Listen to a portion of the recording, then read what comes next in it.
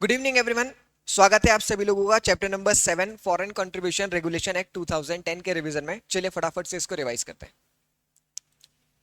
Chapter number 7 foreign contribution regulation act 2010 जो कब आया था? 1 मई 2011 के दिन। ये एक्ट क्यों लाया गया था? ये लॉ हम लाए थे फॉरेन कंट्रीब्यूशन और फॉरेन हॉस्पिटैलिटी को रेगुलेट करने के लिए। रेगुलेट करने का मतलब क्या होता है? रेगुलेट करने का मतलब है एक्सेप्टेंस एंड यूटिलाइजेशन।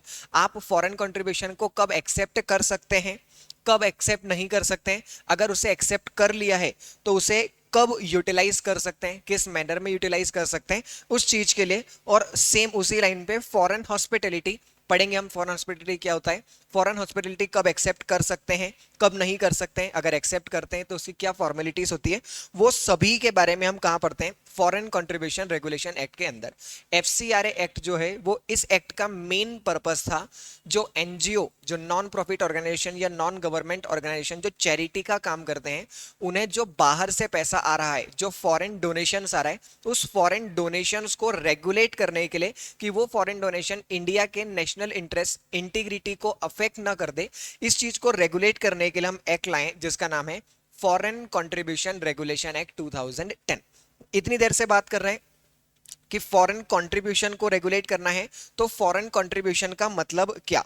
तो फॉरेन कंट्रीब्यूशन का मतलब है एनी डोनेशन, कोई भी डोनेशन आपको बाहर से आया, कुछ भी, किसी भी आइटम, किसी भी आर्टिकल, किसी भी गुड्स की डिलीवरी हुई है या फिर ट्रांसफर हुआ है। ट्रांसफर किस चीज का हो सकता है? कोई सी एसेट का, मूवेबल या इमूवेबल एसेट का ट्रांसफर। तो कोई भी डोनेशन, डिलीवरी या ट्रांसफर किस चीज का? किसी भी आर्टिकल का, किसी भी करेंसी का, मनी हो सकती है इंडियन या फिर फॉरेन, या किसी भी सिक्योरिटी का, जैसे कि शेयर्स हो गए, बॉन्ड्स हो गए, डिबेंचर्स हो गए। मतलब किसी भी फॉर्म में अगर फॉरेन कंट्रीब्यूशन आ रहा है, आर्टिकल के फॉर्म में, करेंसी के फॉर्म में या सिक्योरिटी के फॉर्म में, कहां से आ रहा है? फॉरेन सोर्स से, तो उसे मान लिया जाएगा कि ये क्या है? फॉरेन कंट्रीब्यूशन है। मतलब कोई भी डोनेशन, कोई भी डिलीवरी या कोई भी ट्रांसफर, किसी भी आर्टिकल, किसी भी करेंसी या किसी भी सिक्योरिटी का, तो उसे हम क्या बोलते हैं कि ये फॉरेन कंट्रीब्यूशन है if it is coming from a foreign source. एक बात ध्यान रखना है, अगर आपको फॉरेन कंट्रीब्यूशन रिसीव हुआ है और आपने वो फॉरेन कंट्रीब्यूशन फिर किसी और को आगे ट्रांसफर कर दिया, तो फर्दर ट्रांसफर को भी क्या मानते हैं? Foreign contribution. अगर एक पर्सन को फॉरेन कंट्रीब्यूशन रिसीव हुआ और उसने वो फॉरेन कंट्रीब्यूशन किसी और को दे दिया, तो it is still regarded as a foreign contribution. दूसरी बात, इंटरेस्ट अर्न और income derived out of foreign contribution is also treated as a foreign contribution. जैसे मान लीजिए आप लोगों को फॉरेन कंट्रीब्यूशन मिला 1 लाख यूएस डॉलर का। ये 1 लाख यूएस डॉलर आपने बैंक में जमा कर दिए। इस 1 लाख यूएस डॉलर के ऊपर आपको 5000 यूएस डॉलर का इंटरेस्ट अर्न हुआ, तो जो 5000 यूएस डॉलर है इसे भी फॉरेन कंट्रीब्यूशन ही माना जाएगा। क्या फॉरेन कंट्रीब्यूशन नहीं है? कुछ दो छोटे से ट्रांजेक्शन्स दिए उन्होंने, जैसे आपने कोई गुड्स या सर्विसेज सप्लाई की थी और उन गुड्स या सर्विसेज के बिहाफ में आपको पेमेंट रिसीव हुआ है, तो ये तो ऑर्डिनरी कोर्स का पेमेंट है, इसे कभी भी फॉरेन कंट्रीब्यूशन नहीं माना जाएगा। सेकंड, कोई फॉरेन स्टूडेंट्स हैं जो इंडिया में आकर के इंडिया की यूनिवर्सिटीज में पढ़ रहे हैं, जैसे आईआईटी, आईआईएम के अंदर पढ़ रहे हैं, तो वो जो फीस पे कर रहे हैं उस फीस को कभी भी फॉरेन कंट्रीब्यूशन हमें नहीं मानना है, फॉरेन स्टूडेंट्स द्वारा दिया गई कोई भी फीस। हमने फॉरेन कंट्रीब्यूशन की डेफिनेशन में पढ़ा कि फॉरेन कंट्रीब्यूशन कहां से आता है? फॉरेन सोर्स से इंडिया के अंदर आता है। तो फॉरेन सोर्स का मतलब क्या? फॉरेन सोर्स का मतलब ऐसी कोई सी भी एंटिटी जो इंडिया के बाहर लोकेटेड है, any entity that is located outside India, मतलब जो रजिस्टर्ड है इंडिया के बाहर, या फिर और significantly controlled by foreign interest, मतलब हो सकता है वो इंडिया के बाहर लोकेटेड ना हो, इंडिया में ही लोकेटेड हो, पर उसके ऊपर सिग्निफिकेंट इंटरेस्ट किसका है? फॉरेन इंटरेस्ट का, तो उसे हम क्या बोल देंगे कि ये फॉरेन सोर्स है। और फिर इंक्लूड्स करके उन्होंने कुछ एग्जांपल दे दिए कि इन चीजों को आपको क्या मानना है, इन चीजों को आपको फॉरेन सोर्स मानना है। जैसे फॉरेन की गवर्नमेंट, फॉरेन की एजेंसी, फॉरेन कंपनी, ऐसी कोई सी भी कंपनी जो अब्रॉड में रजिस्टर्ड है, कोई मल्टीनेशनल कंपनी, कोई फॉरेन ट्रेड यूनियन, फॉरेन का ट्रस्ट, फॉरेन का फाउंडेशन, फॉरेन सोसाइटी, फॉरेन के सिटीजन्स, ये सभी क्या है? ये सब फॉरेन सोर्स हैं। ये सारे फॉरेन सोर्स के एग्जांपल तो फिर भी क्लियर है। समस्या कहां आती है? समस्या आती है थोड़ी सी यहां, डेफिनेशन का second part, significantly controlled by foreign interest. मतलब क्या? एक इंडियन कंपनी है, कंपनी कहाँ की है? इंडिया की, पर more than 50% of share holding is held by foreign government citizen या कंपनी, बाहर की कंपनी, बाहर के सिटीजन, बाहर की गवर्नमेंट, बाहर की ट्रस्ट सोसाइटी किसी इंडियन कंपनी में 50% से ज्यादा शेयर होल्डिंग अगर ओन करती है तो उसे भी हम क्या मान लेंगे कि ये भी फॉरेन सोर्स ही है। साथ ही साथ अगर कोई इंटरनेशनल एजेंसी भी पैसा दे रही है तो उस इंटरनेशनल एजेंसी को भी फॉरेन सोर्स मानना है, पर ध्यान रखना है 3 इंटरनेशनल एजेंसी को एक्सक्लूड किया गया है। कौन कौन सी? यूनाइटेड नेशन, वर्ल्ड बैंक और IMF, that is International Monetary Fund. इन तीनों को इंटरनेशनल एजेंसी से एक्सक्लूड किया है। इसका मतलब अगर यूनाइटेड नेशन किसी एनजीओ में डोनेशन देता है तो हम उसे फॉरेन कंट्रीब्यूशन नहीं मानेंगे। क्यों? क्योंकि यूनाइटेड नेशन को फॉरेन सोर्स ही नहीं माना है। जब फॉरेन सोर्स ही नहीं है तो फॉरेन कंट्रीब्यूशन भी नहीं है। तो इन तीन को ध्यान रखना है, United Nation, World bank and IMF, that is International Monetary fund. फिर हम बात करते हैं कि अगर मुझे फॉरेन कंट्रीब्यूशन रिसीव करना है तो क्या मैं फॉरेन कंट्रीब्यूशन रिसीव कर सकता हूं? कौन फॉरेन कंट्रीब्यूशन रिसीव कर सकता है? तो एनी पर्सन, कोई भी पर्सन फॉरेन कंट्रीब्यूशन रिसीव कर सकता है, पर कब? जब फॉलोइंग कंडीशंस को सेटिस्फाई किया जाएगा तब। निम्नलिखित जो नीचे कंडीशंस दी हुई है इन कंडीशन को आपको सेटिस्फाई करना है, उसके बाद ही आप क्या कर सकते हैं? फॉरेन कंट्रीब्यूशन एक्सेप्ट कर सकते हैं। पहला, must have a definite program related to culture, economy, education, religious, social purpose. मतलब क्या? आपका एक ऐसा प्रोग्राम होना चाहिए जो कैसा होना चाहिए? डेफिनेट। डेफिनेट का मतलब होता है डिफाइंड, मतलब एक ऐसा प्रोग्राम जो डिफाइंड होना चाहिए कि हमें क्या काम करना है। हमें काम करना है कल्चर से रिलेटेड, कल्चर प्रमोट करना चाहते हैं, इकोनॉमी प्रमोट करने का काम है, एजुकेशन जैसे गरीब बच्चों को एजुकेशन देने का काम है, रिलीजियस है कोई पर्टिकुलर रिलीजन को प्रमोट करने का काम है, सोशल पर्पस जैसे कि हेल्थ इंप्रूव करना, चाइल्ड वेलफेयर, वुमेन वेलफेयर। अगर आपके ये सारे काम है, ये सारे वो काम है जो समाज की भलाई के काम होते हैं, सोशल वेलफेयर वाले, तो अगर आपका ऐसा प्रोग्राम है जो डिफाइंड है इन चीजों से रिलेटेड, साथ ही साथ आपके पास FCRA का रजिस्ट्रेशन है या फिर प्रायर परमिशन है। हम पढ़ेंगे सेक्शन नंबर 11 के अंदर कि FCRA का रजिस्ट्रेशन क्या होता है, प्रायर परमिशन क्या होता है। पर अगर आपके पास रजिस्ट्रेशन या प्रायर परमिशन है, साथ ही साथ आपको गवर्नमेंट ने सेक्शन नंबर 3 में प्रोहिबिट नहीं किया गया हो, अभी पढ़ेंगे हम सेक्शन नंबर 3। सेक्शन नंबर 3 में गवर्नमेंट ने कुछ लोगों को मना किया गया है कि ये लोग फॉरेन कंट्रीब्यूशन कभी भी एक्सेप्ट नहीं कर सकते। तो अगर आपका नाम वहां पर नहीं आ रहा है, आपके पास रजिस्ट्रेशन भी है और आपके पास डिफाइंड प्रोग्राम भी है, तो आप फॉरेन कंट्रीब्यूशन एक्सेप्ट कर सकते हैं। Any person can receive foreign contribution अगर डिफाइंड प्रोग्राम है, रजिस्ट्रेशन या फिर प्रायर परमिशन है, और साथ ही साथ आपको सेक्शन नंबर 3 में गवर्नमेंट ने प्रोहिबिट भी नहीं किया हो तब। एनी पर्सन का मतलब यहां पे ध्यान रखना, पर्सन कोई भी हो सकता है, individual, HUF, association, section 8 company, trust, anyone, जिसे भी रजिस्टर, जिसे भी फॉरेन कंट्रीब्यूशन लेना हो वो ले सकता है, पर उन कंडीशंस को सेटिस्फाई करना पड़ेगा।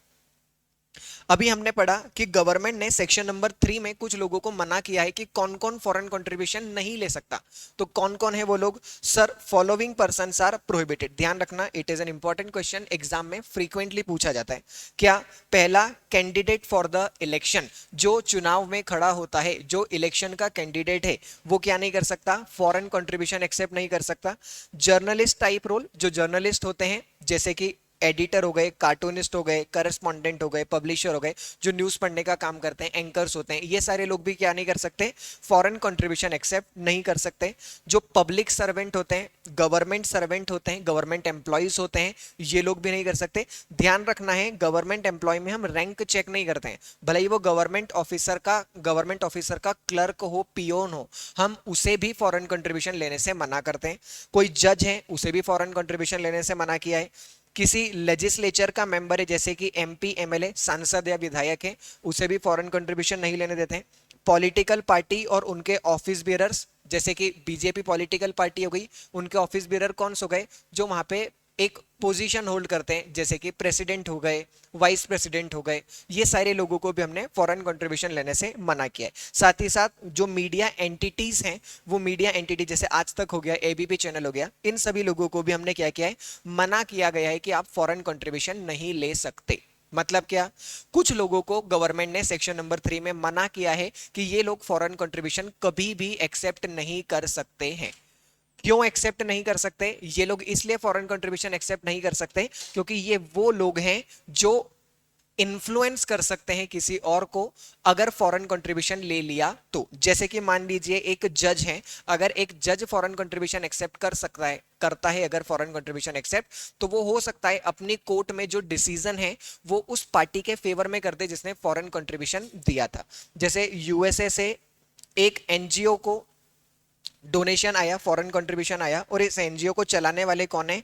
दिल्ली हाई कोर्ट के जज हैं। तो यूएसए से जिस कंपनी ने, जिस गवर्नमेंट ने, जिस एजेंसी ने पैसा दिया, वो इस जज इसके ऊपर प्रेशर बना सकते हैं कि आप जो दिल्ली हाई कोर्ट में हमारा डिसीजन है वो डिसीजन हमारे फेवर में दें। तो इन्फ्लुएंस करने का पावर इन सभी लोगों के पास में है, इसलिए हम क्या करते हैं? मना करते हैं कि ये सारे लोग तो कभी भी फॉरेन कंट्रीब्यूशन एक्सेप्ट नहीं कर सकते हैं। यहीं पे आप लोगों ने ध्यान दिया हो तो एक 7 नंबर का पॉइंट था कि पॉलिटिकल पार्टी भी कभी भी फॉरेन कंट्रीब्यूशन एक्सेप्ट नहीं कर सकती। तो पॉलिटिकल पार्टी का मतलब क्या? पॉलिटिकल पार्टी का मतलब होता है ऐसा कोई सा भी एसोसिएशन जो इलेक्शन कमीशन ऑफ इंडिया के साथ में रजिस्टर्ड है एज अ पॉलिटिकल पार्टी। जो लोग भी चुनाव लड़ते हैं वो अपने आप को रजिस्टर करवाते हैं पॉलिटिकल पार्टी के रूप में, तो जो रजिस्टर्ड है वो पॉलिटिकल पार्टी है। इसके अलावा आप रजिस्टर्ड तो नहीं है पर आपने कभी ना कभी अपना कैंडिडेट क्या किया था? इलेक्शन में उतारा था, इलेक्शन में फील्ड किया था। अगर हाँ, तो ऐसे केसेस में भी आपको पॉलिटिकल पार्टी माना जाएगा। और ध्यान रखना है, अगर पॉलिटिकल पार्टी मान लिया तो फिर आप फॉरेन कंट्रीब्यूशन एक्सेप्ट नहीं कर सकते। ठीक है। इसके अलावा और पॉलिटिकल पार्टी किसे मानते हैं तो उससे रिलेटेड एक सेक्शन नंबर 5 आता है। Section number 5 very important section, procedure to notify organization of a political nature. मतलब क्या है? सेंट्रल गवर्नमेंट सेक्शन नंबर 5 के अंतर्गत क्या कर सकती है? किसी भी एंटिटी, किसी भी ऑर्गेनाइजेशन को पॉलिटिकल नेचर का डिक्लेयर कर सकती है। पॉलिटिकल नेचर का डिक्लेयर करना मतलब कि आप ऐसी एंटिटी हैं जो पॉलिटिकल पार्टी जैसी दिखती है, जो काम पॉलिटिकल पार्टी करती है वही काम आप भी करते हैं। अगर गवर्नमेंट को ऐसा लगता है तो वो आपको पॉलिटिकल पार्टी डिक्लेयर कर देती है। और अगर उन्होंने आपको पॉलिटिकल पार्टी के नेचर वाली एंटिटी डिक्लेयर कर दिया तो ध्यान रखना आप सेक्शन नंबर 3 में फॉल कर जाएंगे और उसके हिसाब से आप फॉरेन कंट्रीब्यूशन कभी भी एक्सेप्ट नहीं कर पाएंगे। तो सेक्शन नंबर 5 में गवर्नमेंट कब किसी भी ऑर्गेनाइजेशन को पॉलिटिकल नेचर का क्लासिफाई करती है तो उसके स्टेप्स हैं कुछ। स्टेप नंबर 1 क्या? Ground for notification. गवर्नमेंट कब नोटिफिकेशन इशू कर सकती है, किन ग्राउंड्स पे इशू कर सकती है? आपकी एक्टिविटी, आपकी आइडियोलॉजी, आपकी प्रोग्राम, आपके एसोसिएशन किनके साथ हैं? पॉलिटिकल पार्टीज के साथ। आपकी जो विचारधारा है, आपके जो काम है वो कैसे हैं? पॉलिटिकल पार्टी जैसे हैं। अगर ऐसा गवर्नमेंट को लगता है तो गवर्नमेंट आपके ऊपर क्या कर सकती है? नोटिफिकेशन इशू कर सकती है कि हम आपको पॉलिटिकल पार्टी वाले नेचर की एंटिटी डिक्लेयर करना चाहते हैं। स्टेप नंबर 2 पे क्या होगा? गवर्नमेंट एक नोटिस इशू करेगी, सेंट्रल गवर्नमेंट एक नोटिस इशू करेगी उस एंटिटी, उस ऑर्गेनाइजेशन, उस कंपनी के खिलाफ कि हम आपके ऊपर ऐसा एक्शन लेने का सोच रहे हैं। स्टेप नंबर 3 में राइट टू रिप्रेजेंटेशन। जिस ऑर्गेनाइजेशन के पास गवर्नमेंट का नोटिस गया है वो ऑर्गेनाइजेशन क्या करेगी? गवर्नमेंट को रिप्लाई करेगी क्या? कि सर 30 डेज का टाइम है, इन 30 डेज के अंदर अंदर हम आपको क्या कर सकते हैं? रिप्लाई करके दे सकते हैं कि आप हमें मत करिए, क्या मत करिए? क्लासिफाई मत करिए as a entity of a political nature. क्यों मत करिए? क्यों? क्योंकि आपने जो ग्राउंड्स लिए हैं वो ग्राउंड्स कैसे हैं? गलत है। मतलब आप अपना रिप्लाई सबमिट कर सकते हैं कितने दिनों में? 30 डेज के अंदर अंदर। ये 30 डेज का समय गवर्नमेंट बढ़ा भी सकती है, गवर्नमेंट हो सकता है 60 डेज में भी आपसे क्या करे? एक्सेप्ट कर सकती है। ये गवर्नमेंट के ऊपर डिपेंड करता है, पर उन्होंने टाइम लिमिट कितना दिया है? 30 डेज। स्टेप नंबर 4 क्या है? जो रिप्रेजेंटेशन आपने गवर्नमेंट को सबमिट करे हैं वो रिप्रेजेंटेशन गवर्नमेंट कंसीडर करेगी और अपनी एक कॉम्पिटेंट अथॉरिटी के पास उसे फॉरवर्ड कर देगी और उसे बोलेगी कि जो रिप्लाई हमें आया है इस रिप्लाई को क्या करे? चेक करे, देखिए कि यह रिप्लाई सही है या नहीं। मान लीजिए हमें आपके रिप्रेजेंटेशन या रिप्लाई सही नहीं लगते हैं तो स्टेप नंबर 5 में हम आपके खिलाफ एक फाइनल ऑर्डर पास कर देंगे और बोल देंगे कि आप एक ऐसी ऑर्गेनाइजेशन है, आप एक ऐसी एंटिटी है जो पॉलिटिकल नेचर की है। और यहां खुश होने वाली कोई बात नहीं। क्यों? क्योंकि अगर एक बार पॉलिटिकल नेचर की एंटिटी डिक्लेयर कर दिया उसके बाद आप सेक्शन नंबर 3 में कवर हो जाएंगे और कभी भी फॉरेन कंट्रीब्यूशन एक्सेप्ट नहीं कर पाएंगे। ठीक। ये जो पूरी रामायण है सेक्शन नंबर 5 की, ये 120 डेज के अंदर अंदर खत्म हो जानी चाहिए। कितने दिनों में? 120 दिनों के अंदर अंदर ये सारा कामकाज जो है वो खत्म हो जाएगा। इसे से रिलेटेड एक केस लॉ है, Insaf versus Union of India. Indian Social Action Forum नाम का एक एनजीओ था। ये एनजीओ दिल्ली हाई कोर्ट में गया और इसने क्या बोला कि गवर्नमेंट के पास ये जो सेक्शन नंबर 5 में पावर दिया गया है, ये सेक्शन नंबर 5 का पावर आर्बिट्रेरी है और ये हमारे फंडामेंटल राइट को वायलेट करता है। आर्बिट्रेरी का मतलब होता है विदाउट लॉजिक। ये एनजीओ ऐसा बोल रहा था कि सेक्शन नंबर 5 में जो बातें लिखी हुई है ये बिना किसी लॉजिक के लिखी है। ऐसे तो गवर्नमेंट किसी भी एंटिटी को पॉलिटिकल नेचर का डिक्लेयर कर सकती है और इसी वजह से आप हमारा article 19 that is right to form association उसे भी वायलेट कर रहे हैं।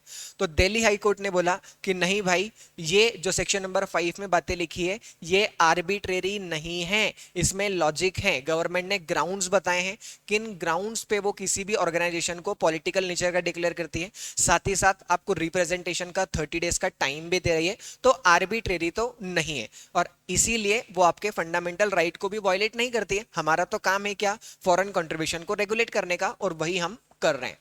दूसरी बात, गवर्नमेंट ने, सुप्रीम कोर्ट ने बोला, क्या बोला सुप्रीम कोर्ट ने कि गवर्नमेंट को डायरेक्शन दिया कि जब आप सेक्शन नंबर 5 के पावर को यूज करें तो ध्यान रखना कि सिर्फ ऐसी ही ऑर्गेनाइजेशन को पॉलिटिकल नेचर का बोलना जो एक्टिव पॉलिटिक्स में इन्वॉल्व है। अगर कोई ऐसी एसोसिएशन जो एक्टिव पॉलिटिक्स में इन्वॉल्व नहीं है तो उसे सेक्शन नंबर 5 में क्लासिफाई मत करिए as a entity of a political nature. ठीक, कितना पढ़ लिया अभी तक?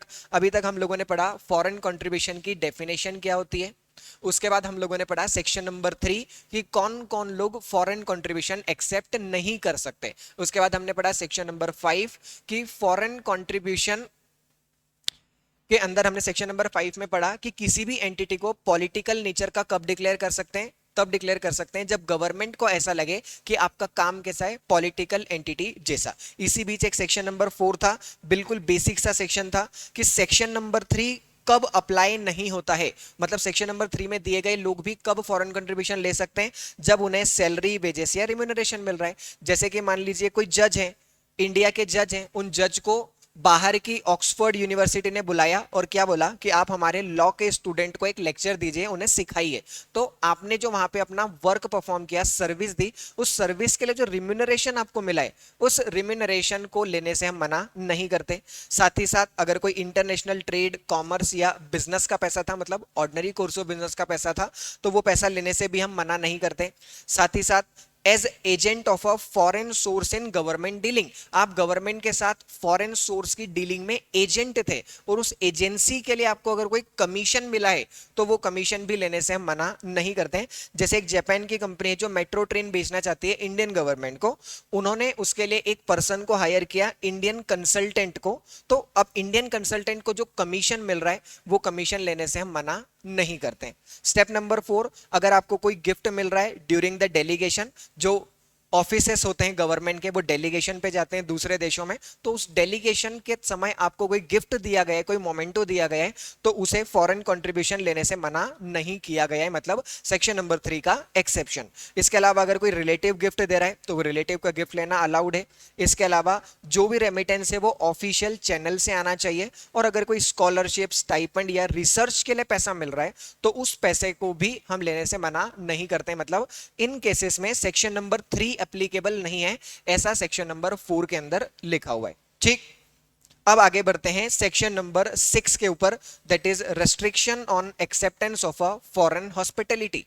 फॉरेन हॉस्पिटैलिटी को कब एक्सेप्ट नहीं कर सकते, उसके ऊपर क्या क्या रेस्ट्रिक्शन लगाए हैं। तो जरूरी बात पहले क्या है कि फॉरेन हॉस्पिटैलिटी का मतलब क्या, हॉस्पिटैलिटी का मतलब क्या होता है, आतिथ्य सत्कार, मेहमान नवाजी।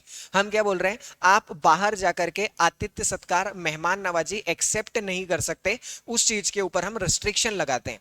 तो आतिथ्य सत्कार मतलब क्या, अरे जाने आने का खर्चा, वहां पे रुकने का खर्चा, वहां पे जो ट्रांसपोर्ट आप करेंगे, साइट सीइंग करेंगे, उसका जो ट्रांसपोर्ट का खर्चा है, बाहर जाकर के कोई मेडिकल ट्रीटमेंट अगर आप एक्सेप्ट कर रहे हैं, अपना इलाज करवा रहे हैं, अगर ऐसा कुछ भी काम आप बाहर जाकर के फ्री में कर रहे हैं, ऐसा काम आपको फ्री में मिल रहा है, इसका ऑफर मिल रहा है, तो इसे एक्सेप्ट करना आपको अलाउड नहीं है, इसके ऊपर कुछ रेस्ट्रिक्शन लगाइए। फॉरेन हॉस्पिटैलिटी का मतलब कोई भी ऑफर या तो पेड इन फुल मतलब पूरा फ्री, या फिर पार्ट में by foreign source to a person. Foreign source किसी पर्सन को, अभी पर्सन कौन सा है हम पढ़ेंगे, किसी पर्सन को ऑफर दे रहे हैं। कौन सा ऑफर? या तो पूरा फुल में ऑफर दे रहे हैं या फिर पार्ट में ऑफर दे रहे हैं। क्या ऑफर दे रहे हैं कि आपका ट्रेवल, फॉरेन आने का, आने जाने का खर्चा, यहां पर रुकने का खर्चा, यहां आपका जो ट्रांसपोर्ट, लोकल ट्रांसपोर्ट होगा उसका खर्चा, या आप कोई मेडिकल ट्रीटमेंट यहां पे लेते हैं तो वो सारी चीजें हमारी तरफ से फ्री। लेट्स से यूएसए की गवर्नमेंट किसी पर्सन को ऑफर देती है क्या, कि आप यूएसए में आइए, आपके आने जाने का खर्चा, यहाँ पे रुकने का खर्चा, यहाँ पे जो ट्रांसपोर्ट का खर्चा होगा वो ट्रांसपोर्ट का खर्चा, और अगर आपको कोई बीमारी है तो उस बीमारी के इलाज का खर्चा पूरा यूएसए गवर्नमेंट उठाएगी, हम आपसे एक भी रुपया चार्ज नहीं करेंगे। तो इस चीजों को क्या बोलते हैं कि यूएसए की गवर्नमेंट मुझे फॉरेन हॉस्पिटैलिटी ऑफर कर रही है। तो फॉरेन हॉस्पिटैलिटी को हम एक्सेप्ट करने से रेस्ट्रिक्ट करते हैं अंडर सेक्शन नंबर 6। कुछ लोगों के लिए, सभी के लिए मना नहीं है, कुछ लोगों के लिए मना है। कौन कौन से हैं वो कुछ लोग? जैसे कि मेंबर ऑफ लेजिस्लेचर या मेंबर ऑफ पार्लियामेंट, जैसे विधायक या सांसद। कोई भी विधायक या कोई भी सांसद फॉरेन हॉस्पिटैलिटी कभी भी एक्सेप्ट नहीं कर सकता। दूसरा, office bearer of political party, जो पॉलिटिकल पार्टी होती है उनके ऑफिस बेरर्स, मतलब प्रेसिडेंट हो गए, वाइस प्रेसिडेंट हो गए, सेक्रेटरी हो गए, ये सभी लोग भी क्या नहीं कर सकते? फॉरेन हॉस्पिटैलिटी एक्सेप्ट नहीं कर सकते। जो जजेस होते हैं वो जजेस नहीं कर सकते। गवर्नमेंट सर्वेंट, पब्लिक सर्वेंट, किसी भी गवर्नमेंट एंटिटी के एम्प्लॉय, मतलब वापस से अगेन गवर्नमेंट एम्प्लॉय, इन सभी लोगों को हम क्या बोल रहे हैं? फॉरेन हॉस्पिटैलिटी एक्सेप्ट करने से रेस्ट्रिक्ट करते हैं। रेस्ट्रिक्ट करते हैं इसका मतलब क्या? अगर आपको फॉरेन हॉस्पिटैलिटी एक्सेप्ट करनी है तो पहले आपको प्रायर परमिशन लेनी पड़ेगी मिनिस्ट्री ऑफ होम अफेयर से। मिनिस्ट्री ऑफ होम अफेयर्स मतलब सेंट्रल गवर्नमेंट। तो हमने क्या बोला? एमपी, एमएलए, ऑफिस बियरर्स, जजेस, गवर्नमेंट सर्वेंट, पब्लिक सर्वेंट या गवर्नमेंट एम्प्लॉय, इन सभी लोगों को अगर फॉरेन हॉस्पिटैलिटी लेनी है तो उसके लिए पहले प्रायर परमिशन लेनी पड़ेगी मिनिस्ट्री ऑफ होम अफेयर से, और उसके बाद ही आप फॉरेन हॉस्पिटैलिटी एक्सेप्ट कर सकते हैं। एक एक्सेप्शन है, कौन सा? Medical treatment. अगर आप मेडिकल ट्रीटमेंट एक्सेप्ट करते हैं, मेडिकल ट्रीटमेंट का मतलब क्या हो गया? इलाज का खर्चा। अगर इलाज का खर्चा आप एक्सेप्ट करते हैं, मतलब आप विदेश घूमने गए, इन लोगों में से किसी की बात कर रहे हैं कि ये लोग, सब लोग में से कोई भी लोग विदेश गए और वहां जाकर के बीमार हो गए, और वहां की गवर्नमेंट ने, वहां पे किसी भी फॉरेन सोर्स ने क्या बोला कि हम आपके मेडिकल के ट्रीटमेंट को फ्री करते हैं, तो क्या आप वो ऑफर एक्सेप्ट कर सकते हैं? अभी तक तो हमने पढ़ा नहीं, पर मेडिकल ट्रीटमेंट उस चीज का एक्सेप्शन है कि मेडिकल ट्रीटमेंट को आप फॉरेन हॉस्पिटैलिटी एक्सेप्ट कर सकते हैं बिना प्रायर परमिशन के। पर जिस दिन आपने एक्सेप्ट की उसके 30 डेज, 30 दिनों के अंदर अंदर आपको क्या करना पड़ेगा? सेंट्रल गवर्नमेंट को नोटिफाई करना पड़ेगा कि सर हमने फॉरेन हॉस्पिटैलिटी एक्सेप्ट करी है, उसका सोर्स क्या है और उसे किस मैनर में एक्सेप्ट करी है। ये 30 दिनों के अंदर अंदर, एक महीने के अंदर अंदर आपको सोर्स और मैनर डिस्क्लोज करना पड़ेगा कि हमने फॉरेन हॉस्पिटैलिटी एक्सेप्ट की है। ये बात किसने की? सेक्शन नंबर 6 ने। वापस से ये क्यों किया हुआ है? ताकि हमारा नेशनल इंटरेस्ट जो है वो प्रिजर्व हो पाए, हम नेशनल इंटरेस्ट को बचा पाए। Section number 7, prohibition to transfer foreign contribution. एक बार आपको फॉरेन कंट्रीब्यूशन मिल गया तो वो फॉरेन कंट्रीब्यूशन आप किसी दूसरे पर्सन को ट्रांसफर नहीं कर सकते। ऐसा कहां लिखा है? ऐसा लिखा है सेक्शन नंबर 7 के अंदर। जिस पर्सन को एफसीआरए के अंदर फॉरेन कंट्रीब्यूशन मिला है वो किसी और को फॉरेन कंट्रीब्यूशन ट्रांसफर नहीं कर सकता। ध्यान रखना है, किसी को भी ट्रांसफर नहीं कर सकता। इसका मतलब सामने वाला रजिस्टर्ड हो या अनरजिस्टर्ड हो, उस बात से कोई मतलब नहीं। फॉरेन कंट्रीब्यूशन आप कभी भी फर्दर ट्रांसफर नहीं कर सकते। Section number 8, restriction to utilise foreign contribution for administrative purpose. जो फॉरेन कंट्रीब्यूशन आपको मिला है उसे आप एडमिनिस्ट्रेटिव पर्पस में यूज नहीं कर सकते। एडमिनिस्ट्रेटिव पर्पस का मतलब क्या होता है? जो कामकाजी के खर्चे होते हैं, मैनेजमेंट के एक्सपेंसेस होते हैं, वो मैनेजमेंट के एक्सपेंस में आपको फॉरेन कंट्रीब्यूशन ज्यादा खर्च नहीं करना है। जितना भी फॉरेन कंट्रीब्यूशन आपको मिला है उसे आपको उसी पर्पस में यूज करना है जिस पर्पस के लिए आपने एक्सेप्ट किया। साथ ही साथ उसे स्पेकुलेटिव बिजनेस में यूज ना करें, मतलब सट्टा ना लगाएं, जुआ ना लगाएं उस पैसे से। तीसरा, शेल नॉट प्रोवाइड या shall not defray more than 20% to meet admin expenses. मतलब अगर 100 रुपए का फॉरेन कंट्रीब्यूशन मिला है तो मैक्सिमम 20 रुपया आप क्या कर सकते हैं, एडमिनिस्ट्रेटिव एक्सपेंस के अंदर खर्च कर सकते हैं। कम से कम 80 रुपए कहां खर्च होना चाहिए, मेन पर्पस पे खर्च होना चाहिए। अगर आपका खर्चा 20 रुपए से बढ़ रहा है, 20% से ज्यादा हो रहा है, तो आपको सेंट्रल गवर्नमेंट से प्रायर परमिशन लेनी पड़ेगी, उसके बाद आप आपका एडमिनिस्ट्रेटिव एक्सपेंसेस बढ़ा पाएंगे। एडमिनिस्ट्रेटिव एक्सपेंस का मतलब होता है salary, wages, rent, accounting expense, vehicle expenses, जो बिजनेस चलाने के लिए जो खर्चे होते हैं, वो खर्चे में कितना आपको 20% में अपना काम करना है। एक छोटा सा इसका एक्सेप्शन है, ध्यान रखना। एक्सेप्शन या इंपॉर्टेंट बात हम बोल सकते हैं क्या, expenses incurred in furtherance of objective shall be excluded from admin expenses. आप आपके बिजनेस को बढ़ाने के लिए जो खर्चा कर रहे हैं उस बिजनेस को एडमिन एक्सपेंस नहीं मानते। जैसे कि एक डॉक्टर है, एक हॉस्पिटल है, एक हॉस्पिटल अपने डॉक्टर को सैलरी दे रहा है, तो आप उसे एडमिन का खर्चा नहीं मानेंगे, आप उसे मेन खर्चा मानेंगे। एक स्कूल है जो अपने टीचर को सैलरी बांट रहा है, तो वो एडमिन का एक्सपेंस नहीं है, सैलरी देखते से उसे एडमिन का एक्सपेंस नहीं मानना है, ये तो उसके फर्दरेंस ऑफ बिजनेस का है, तो ये तो मेन पर्पस का खर्चा है, इस बात का ध्यान रखो। Section number 9, power of a central government to prohibit receipt of foreign contribution. Special power of a central government to prohibit acceptance of foreign contribution even by person not restricted under section 3(6). अभी हमने section number 3 में पढ़ा, government ने कुछ लोगों को मना किया है फॉरेन कंट्रीब्यूशन एक्सेप्ट करने से। सेक्शन नंबर 6 में पढ़ा, कुछ लोगों को फॉरेन हॉस्पिटैलिटी एक्सेप्ट करने से मना किया है। अगर सेक्शन नंबर 3 या सेक्शन नंबर 6 में जिन लोगों को मना किया है वो तो फॉरेन कंट्रीब्यूशन या फॉरेन हॉस्पिटैलिटी कभी भी एक्सेप्ट नहीं कर सकते। सेंट्रल गवर्नमेंट के पास ये पावर है कि 3 या 6 के अलावा भी किसी और पर्सन को फॉरेन कंट्रीब्यूशन लेने से मना कर सकते हैं। मतलब जिन लोगों को 3 में मना किया वो तो कभी एक्सेप्ट नहीं करेंगे, जिनको 6 में मना किया वो कभी एक्सेप्ट नहीं करेंगे। इनके अलावा भी गवर्नमेंट चाहे तो किसी को भी फॉरेन कंट्रीब्यूशन लेने से मना कर सकती है। ये पावर सेक्शन नंबर 9 के अंदर दिया गया है। पर ये सेक्शन 9 का पावर आपको तभी यूज करना है जब नेशनल इंटरेस्ट फॉरेन कंट्रीब्यूशन लेने से हार्म हो रहा हो, खराब हो रहा हो, तब तो गवर्नमेंट क्या कर सकती है, प्रोहिबिट कर सकती है किसी को भी कि आप फॉरेन कंट्रीब्यूशन एक्सेप्ट न करें। गवर्नमेंट ये पावर तभी यूज करेगी जब सोवर्निटी या इंटीग्रिटी खराब हो रही हो, पब्लिक इंटरेस्ट के अगेंस्ट में हो फॉरेन कंट्रीब्यूशन, आपके फॉरेन कंट्रीब्यूशन लेने से free and fair election disturb हो सकता है, फ्रेंडली फॉरेन रिलेशन, दूसरे देश से हमारे जो व्यवहार है वो खराब हो सकते हैं। अगर गवर्नमेंट को ऐसा लगता है तो आपको फॉरेन कंट्रीब्यूशन लेने से गवर्नमेंट सेक्शन नंबर 9 के अंदर मना कर सकती है। फिर आया section number 10, power to prohibit payment of currency received in contravention of this act. मतलब क्या, ये सेक्शन सेंट्रल गवर्नमेंट को पावर देता है कि अगर आपने गलती से, हमने मना किया था फिर भी फॉरेन कंट्रीब्यूशन एक्सेप्ट कर लिया, तो हम उसे यूटिलाइज करने से आपको रोक देंगे। Power to prohibit payment of currency, इस एक्ट के कॉन्ट्रावेंशन में आपने पेमेंट रिसीव किया, रिसीव कर लिया, चलो ठीक है, अब इसे यूटिलाइज करने से हम तुम्हें रोक देंगे। ये कहां दिया हुआ है, सेक्शन नंबर 10 के अंदर। If a person accept foreign contribution in a way that break the law, इस लॉ को ब्रेक करते हुए आपने फॉरेन कंट्रीब्यूशन एक्सेप्ट किया है, तो सेंट्रल गवर्नमेंट आपको स्टॉप कर सकती है कि आप इस पैसे को अब यूज नहीं कर सकते या फिर इसे फर्दर ट्रांसफर नहीं कर सकते। मान लीजिए आपको section number 3, section number 6, section number 9 कहीं पे भी प्रोहिबिट नहीं किया है, आप फॉरेन कंट्रीब्यूशन ले सकते हैं। आपका एक डिफाइंड प्रोग्राम है, आप रजिस्ट्रेशन लेना चाहते हैं और आपको सेक्शन नंबर 3 में मना नहीं किया है, तो अब फॉरेन कंट्रीब्यूशन लेना है तो क्या करें, तो हमने बोला फॉरेन कंट्रीब्यूशन लेने के लिए या तो आपको रजिस्ट्रेशन लेना पड़ेगा या फिर आपको प्रायर परमिशन लेनी पड़ेगी। तो सेक्शन नंबर 11 बात करता है कि जब किसी भी पर्सन को फॉरेन कंट्रीब्यूशन एक्सेप्ट करना हो तो वो कैसे कर सकता है। तो फॉरेन कंट्रीब्यूशन एक्सेप्ट करने के आपके पास 2 रास्ते हैं, एक रास्ता है रजिस्ट्रेशन का और दूसरा रास्ता है प्रायर परमिशन का।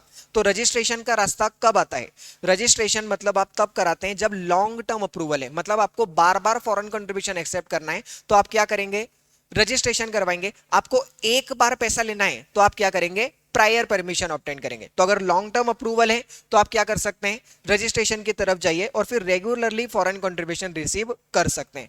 पर ध्यान रखना है, रजिस्ट्रेशन हर किसी को नहीं मिलता है, रजिस्ट्रेशन के कुछ एलिजिबिलिटी क्राइटेरिया है and it is very important. क्या क्या एलिजिबिलिटी क्राइटेरिया है, आपको या तो सोसाइटी के रूप में रजिस्टर्ड होना पड़ेगा, या तो ट्रस्ट के रूप में रजिस्टर्ड होना पड़ेगा या फिर section 8 company of companies act 2013 के रूप में रजिस्टर्ड होना पड़ेगा। मतलब बिजनेस है आपका, एनजीओ है, उस एनजीओ का हमें एक प्रूफ चाहिए। तो या तो सोसाइटी के रूप में रजिस्टर्ड होंगे या ट्रस्ट के रूप में होंगे या फिर सेक्शन 8 कंपनी, तो तीनों में से एक रजिस्ट्रेशन होना चाहिए आपका।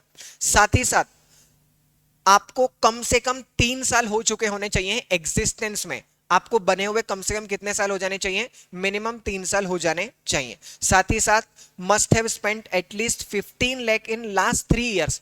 पिछले 3 सालों में कम से कम 15 लाख रुपए का खर्चा आप सोशल वेलफेयर में कर चुके अगर हैं, तो ही हम आपको क्या करेंगे?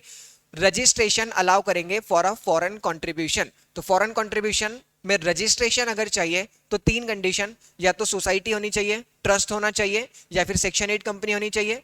दूसरी बात हमने क्या बोली कि आपको कम से कम 3 साल एग्जिस्टेंस में होना चाहिए। और तीसरी बात हमने बोली कम से कम 15 लाख रुपए का खर्चा आपको पिछले 3 सालों में सोशल वेलफेयर में करना है। और ये 15 लाख के खर्चे में एडमिन के एक्सपेंसेस को हम इंक्लूड नहीं करते हैं, ध्यान रखना। तो ये बात तो गई रजिस्ट्रेशन की। अब मान लो कोई रजिस्ट्रेशन के लिए एलिजिबल नहीं है, तो वो क्या करेगा? तो वो लेगा प्रायर परमिशन।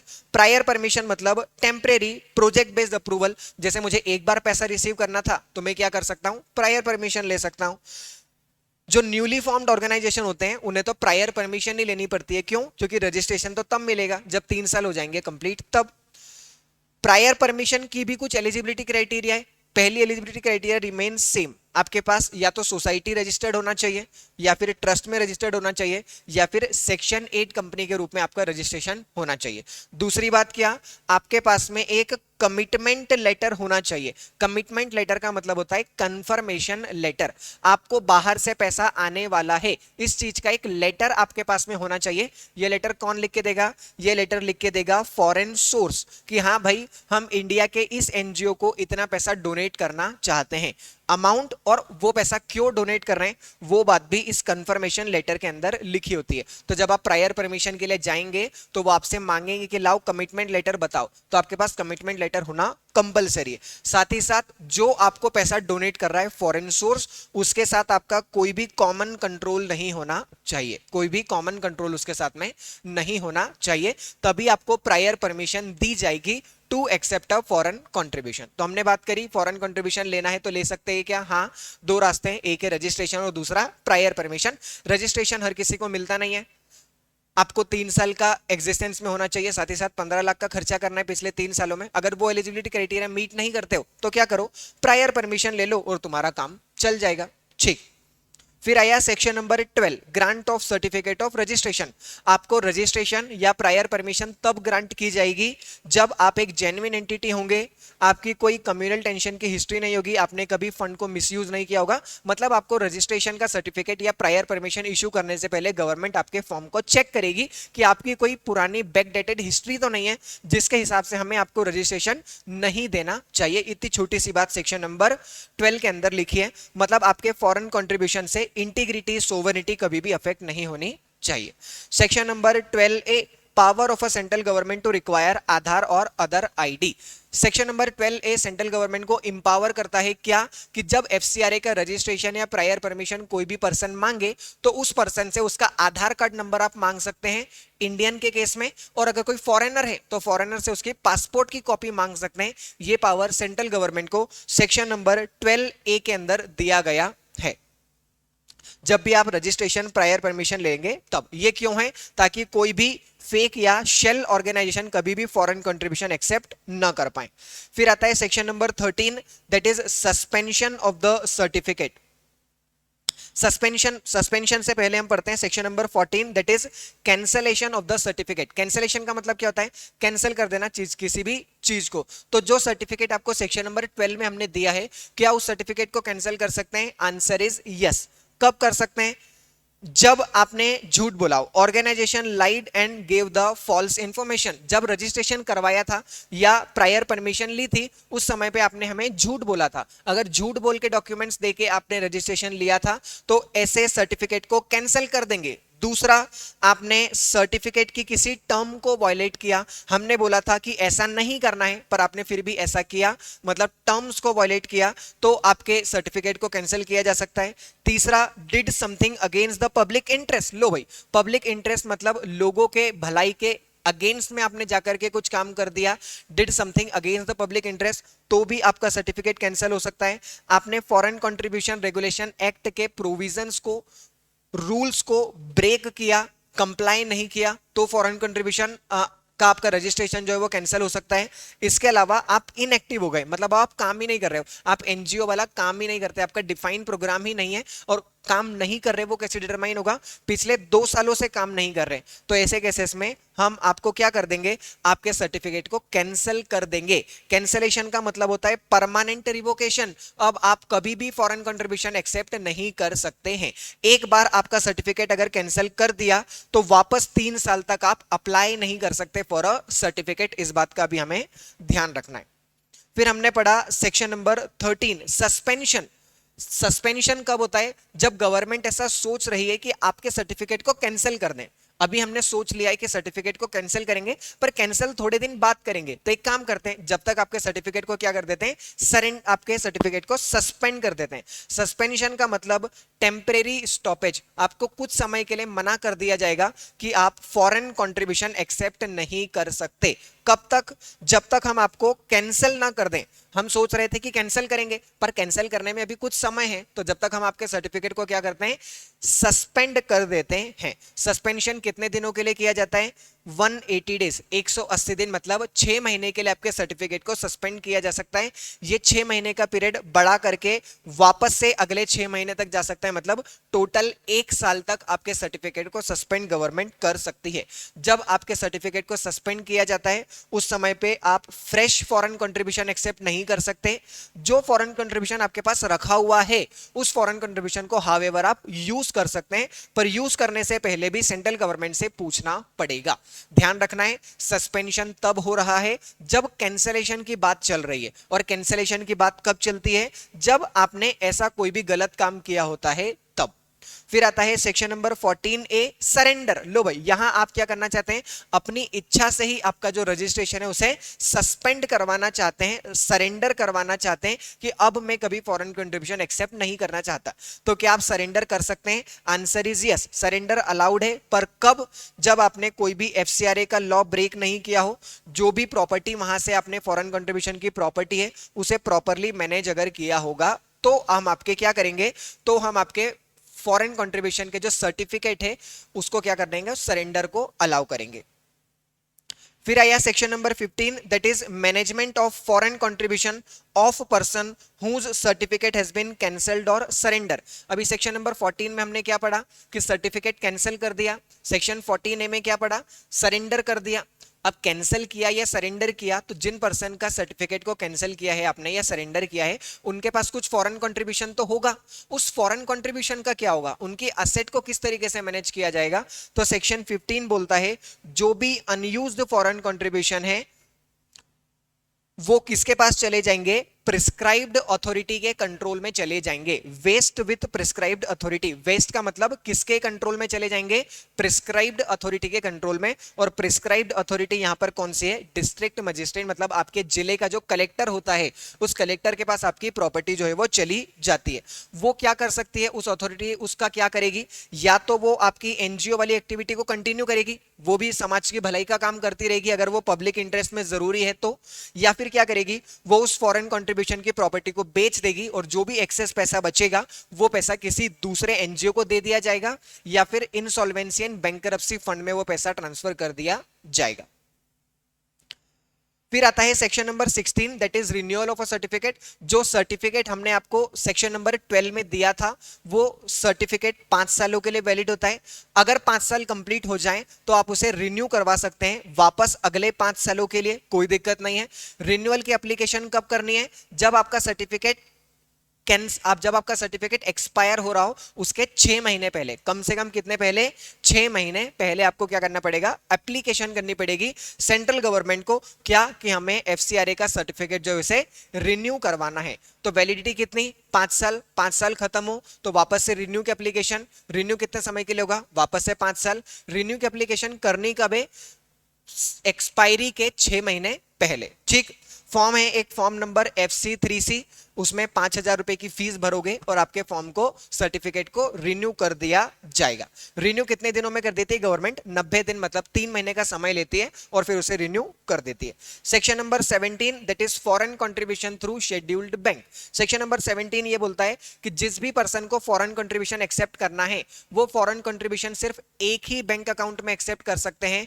वो बैंक अकाउंट का नाम है FCRA अकाउंट, जो कहां पे खुलना है आपको, स्टेट बैंक ऑफ इंडिया की न्यू दिल्ली वाली ब्रांच में। मतलब इस बैंक के अलावा किसी दूसरे बैंक में आप फॉरेन कंट्रीब्यूशन एक्सेप्ट नहीं कर सकते। पूरा का पूरा फॉरेन कंट्रीब्यूशन सिर्फ इसी बैंक में आएगा, इसके अलावा और कहीं पर नहीं। इस बैंक में आने के बाद आपको इसे जैसे यूज करना है वैसे करो। जैसे कि यूएसए, अमेरिका से फॉरेन कंट्रीब्यूशन आया तो ये फॉरेन कंट्रीब्यूशन आएगा कहां से, state Bank of India New Delhi में। ठीक है, अब यहां से आप इसे जितने अकाउंट में ट्रांसफर करना चाहो कर सकते हो। मैंने HDFC बैंक में कर दिया, मैंने ICICI बैंक में कर दिया, मैंने दूसरी स्टेट बैंक ऑफ इंडिया की ब्रांच में कर दिया, ये सब अलाउड है क्या, आंसर इज यस। पर जो पहली बार पैसा आएगा वो पहली बार पैसा कहां पर आएगा, FCRA अकाउंट, जो कहां पर खोलना है, State Bank of India New Delhi में। ठीक है, no other fund can be received in this account.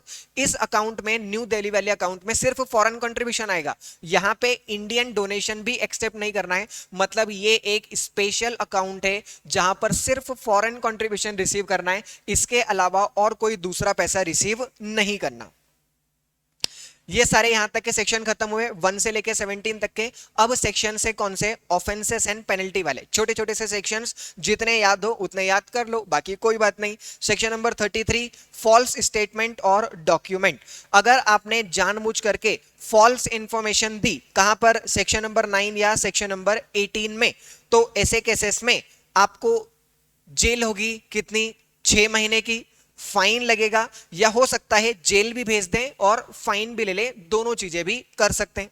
Section number 34, violation of prohibitory order under section 10। याद है सेक्शन नंबर 10 क्या बोलता है, सेक्शन नंबर 10 बोलता है कि अगर आपने इस एक्ट के कॉन्ट्रावेंशन में फॉरेन कंट्रीब्यूशन रिसीव किया तो उस फॉरेन कंट्रीब्यूशन को यूटिलाइज नहीं कर सकते, उसे ट्रांसफर नहीं कर सकते। अगर आपने फिर भी ट्रांसफर या यूटिलाइज किया तो आपके ऊपर इंप्रिजनमेंट होगा कितना, 3 साल, मतलब 3 साल के लिए जेल जाओगे, फाइन भी लगेगा, या फिर दोनों चीजें। साथ ही साथ आपके ऊपर एडिशनल फाइन लगेगा, कौन सा, market value of such currency, मतलब जितने पैसे को आपने यूज किया इस एक्ट के कॉन्ट्रावेंशन में उतना पूरा पैसा भी आपसे रिकवर किया जाएगा।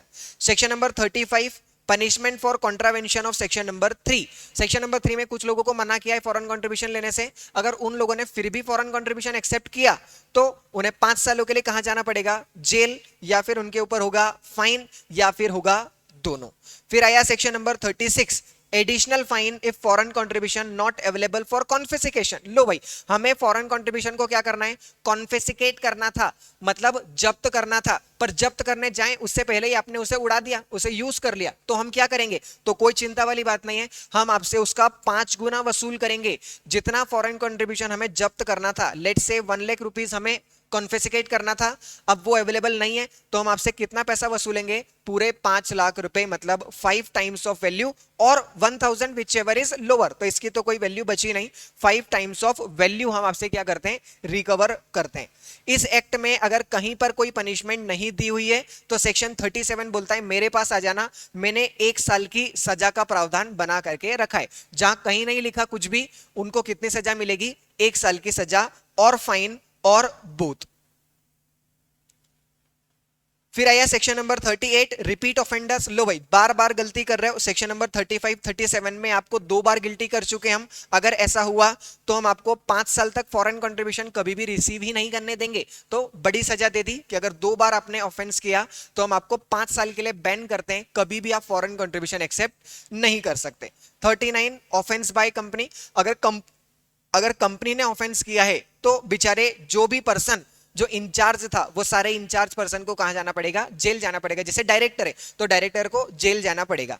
उस पर्सन को जेल नहीं जाना पड़ेगा अगर वो ये प्रूव कर दे कि मुझे तो पता ही नहीं था कि ये फॉरेन कंट्रीब्यूशन का वायलेशन हम लोगों ने कर दिया। अगर आपने प्रूव कर दिया तो फिर बात अलग है, अदरवाइज कंपनी ने ऑफेंस किया तो जेल कौन जाएगा, कंपनी तो जेल जाएगी नहीं, तो जेल कौन जाएगा, बेचारा डायरेक्टर या फिर एवरी पर्सन इन चार्ज।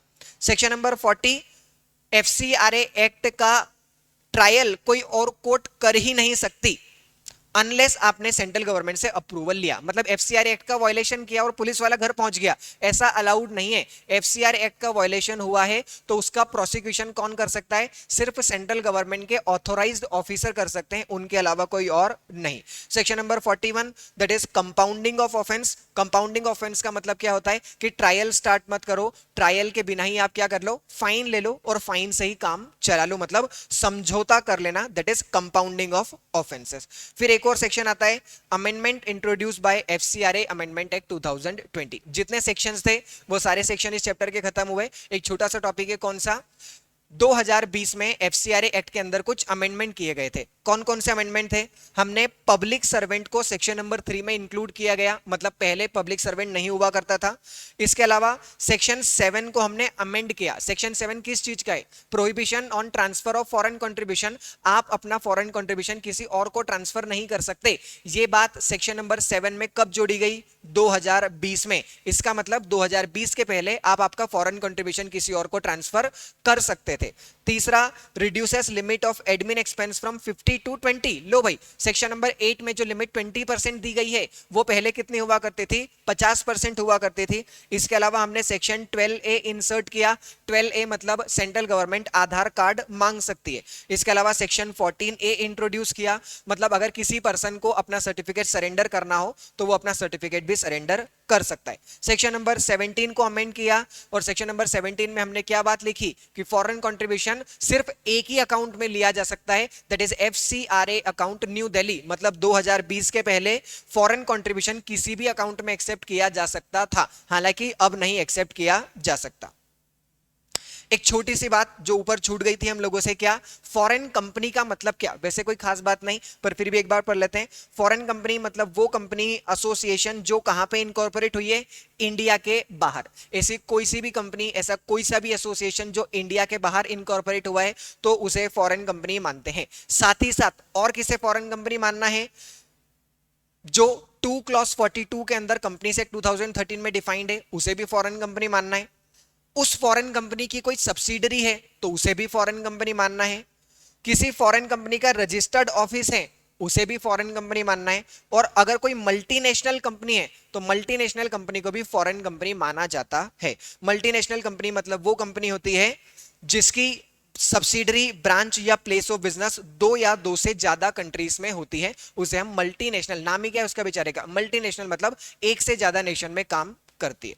ठीक, दो छोटे छोटे से case law, whether foreign contribution regulation amendment act 2022 violate fundamental right of a citizen and NGO, especially article 19, and should be declared unconstitutional. Noel Harper versus Union of India. Noel Harper नाम का एक NGO है, वो कहां गया, supreme court के पास गया और उसने क्या बोला कि आप ये जो एफसीआरए अमेंडमेंट एक्ट 2020 लाए हैं, मतलब ये जो अभी हमने पढ़े, ये इतने सारे अमेंडमेंट लाए हैं, ये सारे अमेंडमेंट कैसे हैं, अनकॉन्स्टिट्यूशनल हैं, इन्हें अनकॉन्स्टिट्यूशनल डिक्लेयर कर दिया जाए, ये फंडामेंटल राइट को वायलेट करते हैं। तो सुप्रीम कोर्ट ने क्या बोला, financial foreign contribution is like a gratifying intoxicant full of medicinal property like nectar, but only if used moderately and wisely. If it is misused it become toxic and dangerous. इसका मतलब क्या, जो foreign contribution है वो अच्छी चीज है, एक ग्रेटिफाइंग इंटॉक्सिकेंट है, it is like a wine, जो आपको क्या कर सकता है, मेडिसिनल प्रॉपर्टी के साथ आता है, जो आपको मेडिसिन बनाने में काम आता है, पर कब, जब आप उसे अच्छे तरीके से यूज करते हैं तब। पर अगर आपने शराब को सही तरीके से यूज नहीं की तो वो क्या कर सकती है, टॉक्सिक और डेंजरस बन सकती है। ऐसा ही नेचर फॉरेन कंट्रीब्यूशन का है। फॉरेन कंट्रीब्यूशन कंट्रीब्यूशन किसी भी देश के लिए अच्छा है, एनजीओस के लिए अच्छा है, पर कब? जब उसे सही तरीके से यूज किया जाएगा तब। और अगर उसे सही तरीके से यूज नहीं किया तो वो नेशनल इंटरेस्ट, सोवरेनिटी को अफेक्ट कर सकता है। इसलिए गवर्नमेंट ने बोला कि हमारा तो काम ही क्या है, फॉरेन कंट्रीब्यूशन को रेगुलेट करने का काम ही हमारा है। इसलिए जो भी अमेंडमेंट हम लेकर के आए हैं वो सारे अमेंडमेंट वैलिड हैं, उन्हें हम वैलिड मानते हैं, उसमें कोई समस्या वाली बात नहीं। इसके अलावा एक छोटा सा और case low, association of democratic reform, ADR versus Union of India. ADR नाम का एक एनजीओ है जो कहां गया, सुप्रीम कोर्ट में गया और उसने क्या बोला कि एफसीआरए का जो मैनेजमेंट है वो सेंट्रल गवर्नमेंट के पास में नहीं होना चाहिए, उसके लिए एक इंडिपेंडेंट कमेटी या इंडिपेंडेंट ट्रिब्यूनल हमें बनाना चाहिए। तो सुप्रीम कोर्ट ने क्या बोला कि देखो भाई, एफसीआरए के अंदर बहुत सारे सेंसिटिव डिसीजन लेने पड़ते हैं, जैसे कि किसी एंटिटी को पॉलिटिकल नेचर का डिक्लेयर करना, किसी के खिलाफ इन्वेस्टिगेशन चालू करना, फॉरेन इंटरफेरेंस को प्रिवेंट करना पॉलिटिक्स के अंदर। तो हमें ऐसा लगता है कि ये सारे कामों में सेंट्रल गवर्नमेंट की जरूरत है, central government needs to be there. क्यों? क्योंकि यहाँ पे सेंसिटिव डिसीजन लेने पड़ते हैं। इसके अलावा कोर्ट ने यह भी बोला कि हम उस लीगल प्रिंसिपल पे आज भी विश्वास करते हैं। कौन से लीगल प्रिंसिपल पे? कि गवर्नमेंट जो है वो गुड फेथ में काम करती है, लोगों की भलाई के लिए काम करती है। अगर आपको ऐसा लग रहा है कि गवर्नमेंट सही काम नहीं कर रही है तो आपको प्रूव करना पड़ेगा। हम तो यही मानते हैं कि सेंट्रल गवर्नमेंट जो है वो भलाई का ही काम करती है। ठीक, ये इससे रिलेटेड कुछ सेक्शंस, जो क्वेश्चन 4 अभी तक एग्जाम्स हुई है, न्यू सिलेबस की 4 एग्जाम हुई है, उन 4 एग्जाम्स में जो क्वेश्चंस आए हैं वो एक बार उस क्वेश्चंस पे फटाफट से नजर मारिए। Under what circumstances can central government cancel the certificate granted under section number 12? क्या है इसका आंसर? सेक्शन नंबर 14, जो हमने कैंसिलेशन के 5 ग्राउंड्स पढ़े थे कि आपने झूठ बोला, आपने टर्म्स वायलेट करी, एफसीआरए का एक्ट वायलेट किया, या फिर आप डिफंक्ट इनएक्टिव हो गए 2 सालों के लिए, तो ऐसे केसेस में आपके सर्टिफिकेट को कैंसिल किया जा सकता है। ये जून 2025 की एग्जाम में क्वेश्चन आया हुआ था। फिर क्वेश्चन आया था दिसंबर 2024 की एग्जाम में कि फॉरेन कंपनी का मतलब क्या और क्या कंडीशंस हैं जब आपको फॉरेन कंट्रीब्यूशन रिसीव करना होता है तब। तो फॉरेन कंपनी का मतलब क्या, इसीलिए हमने उसको एक बार अलग से भी लिख लिया कि मान लो वापस आ जाए तो मन से ना लिखना पड़े, हमारे पास आंसर हो। और कंडीशंस क्या होती है, ये कंडीशंस भी हम लोगों ने शुरू में ही देख ली थी कि कंडीशंस ये वाली है, एक डेफिनेट प्रोग्राम होना चाहिए, एफसीआरए का रजिस्ट्रेशन होना चाहिए और आपको प्रोहिबिट भी नहीं करना चाहिए अंडर सेक्शन नंबर 3।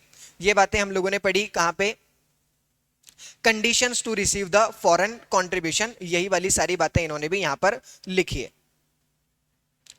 दिसंबर 2023, अमित हैं जो एक पब्लिक लिमिटेड कंपनी का डायरेक्टर है, जो बिजनेस ट्रिप पे गया, कहां पर गया, यूएसए गया। Suddenly he developed chest pain, एकदम से उसे क्या हुआ, चेस्ट पेन हुआ, छाती में दर्द हुआ, and was provided medical treatment, फिर उसे मेडिकल ट्रीटमेंट वहां पर ऑफर किया गया हॉस्पिटल में। The fund of which were provided by one John, US national who happen to be his friend, उसका एक दोस्त था जॉन। उसने क्या बोला कि देखो भाई, अमेरिका आए हो और यहाँ पे खर्चा हुआ तो ये खर्चा कौन दूंगा, मैं दूंगा। Did Amit violate the provision of FCRA, क्या अमित ने एफसीआरए एक्ट का वायलेशन किया है क्या? Answer is no. Section number 6 में हम लोगों ने क्या पढ़ा था, फॉरेन हॉस्पिटैलिटी एक्सेप्ट करने से हमने कुछ लोगों को मना किया है, क्या उन कुछ लोगों में किसी कंपनी के डायरेक्टर को मना किया है क्या? आंसर इज नो, कोई डायरेक्टर को हमने मना ही नहीं किया। तो कोई भी डायरेक्टर अगर किसी कंपनी का है तो वो क्या कर सकता है, फॉरेन हॉस्पिटैलिटी एक्सेप्ट कर सकता है, उसे सेंट्रल गवर्नमेंट से परमिशन लेने की कोई जरूरत नहीं है। Since director are not covered under section number 6, therefore Amit can accept the foreign hospitality as he has not contravened any of the section of FCRA Act 2010। June 2024, Gama resident है India का, citizen of, he is going to receive the foreign contribution. Explain foreign contribution का मतलब क्या, donation, delivery, transfer of article, currency, security और conditions under which he can receive. कौन कौन सी condition है, वही 3 कंडीशन, डिफाइन प्रोग्राम होना चाहिए, रजिस्ट्रेशन या प्रायर परमिशन होना चाहिए और प्रोहिबिट नहीं होना चाहिए अंडर सेक्शन नंबर 3। ये क्वेश्चन आया था जून 2024 के अंदर। तो ये एफसीआरए एक्ट को हमने फटाफट से पूरा रिवाइज किया, जितने सेक्शंस थे उसको कंप्लीट किया, 4 अटेम्प्ट में जो अभी तक क्वेश्चन पूछे थे वो भी हम लोगों ने कंप्लीट कर लिए। अब मिलते हैं पीएमएलए के वीडियो के साथ। Till then bye bye and have a good day.